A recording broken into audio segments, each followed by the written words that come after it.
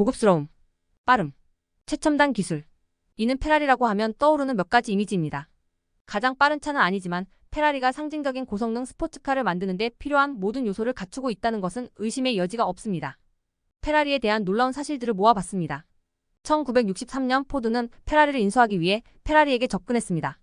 하지만 소유주인 엔토는 자신이 레이싱 부서를 맡지 않는다는 사실을 알고 인수 제안을 거절했습니다.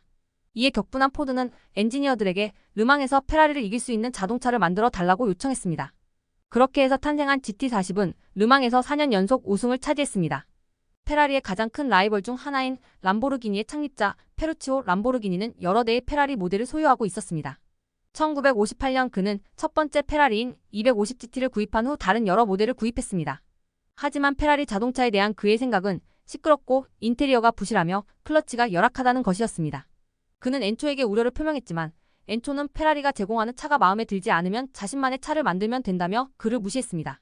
그리고 실제로 그렇게 되었습니다. 페라리의 최고 마케팅 책임자인 엘리코 갈리에라에 따르면 회사 직원들은 쇼룸에서 페라리 신차를 구매할 수 없으며 만들 수는 있지만 소유할 수는 없습니다. 페라리는 고객 우선주의를 바탕으로 운영되며 신모델이 출시될 때 고객을 최우선으로 고려합니다. 이 규칙의 유일한 예외는 애플 페라리 드라이버입니다. 페라리는 자동차 판매 외에도 티셔츠, 열쇠고리, 선글라스, 모자 등의 상품도 판매합니다.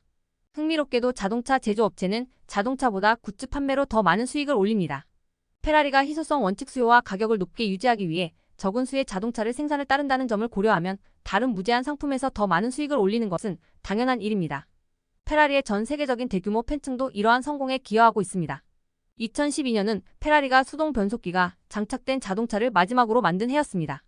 페라리는 수동 페라리 모델의 판매량이 꾸준히 감소하는 데다 관련 생산 비용을 낮추기 위해 생산을 중단하기로 결정했습니다. 1888년 4월 갈릴레오 페라리는 전기 에너지를 기계 에너지로 변환하는 유도 모터를 발명했습니다. 같은 해 12월에는 니콜라 테슬라가 동일한 유도 모터를 발명했다고 주장했습니다. 이는 나중에 법정 공방으로 이어졌습니다.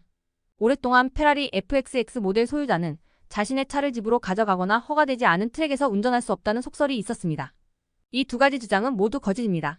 페라리 59XX와 FXXK를 소유한 구글 임원 벤자민 슬로스와 그의 아내는 이 차를 가져가 원하는 곳 어디든 운전할 수 있다는 사실을 증명하여 인터넷을 떠들썩하게 만들었습니다. 그러나 페라리 팀은 도로 트랙에서 주행하기 전에 차량을 검토해야 합니다.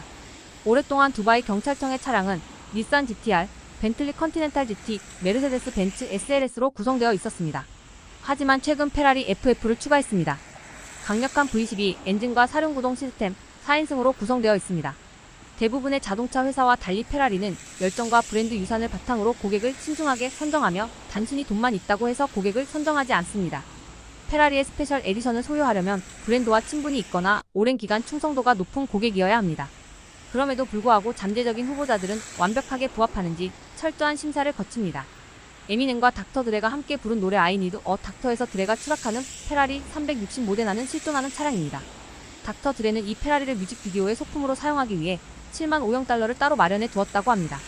이 노래는 현재 유튜브에서 5억 회 이상의 조회수를 기록하고 있습니다. 2005년 페라리 엔초는 단 400대만 생산되었습니다. 399대가 일반에 판매되었고 마지막 한 대가 교황 요한 바오로 2세에게 선물되었습니다. 하지만 교황은 이 차를 경매에 붙여 600만 달러에 낙찰했고 그 기금은 동남아시아 쓰나미 피해자를 돕는 데 사용되었습니다. 이 차는 또한 지금까지 만들어진 유일한 화이트 페라리 엔초이기도 합니다. 22세의 엔초 페라리는 경주용 자동차에 대한 열정을 불태우기 위해 집을 팔고 그 돈으로 스포츠카를 구입했습니다. 그는 나중에 같은 집을 사려고 시도했지만 실패했습니다. 디즈니랜드나 식스플래그만큼 유명하지는 않지만 두바이의 페라리 테마파크는 장관입니다. 최대 시속 150마일에 달하는 초고속 롤러코스터인 포뮬러 로사가 있습니다. 페라리의 트레이드마크 중 하나는 빨간색 페인트 칠입니다. 하지만 일반적인 생각과는 달리 빨간색은 스타일적인 선택이 아니라 모든 경주용 자동차의 필수 조건이었습니다. 페라리는 필요 이상으로 그 전통을 오래 유지했을 뿐입니다.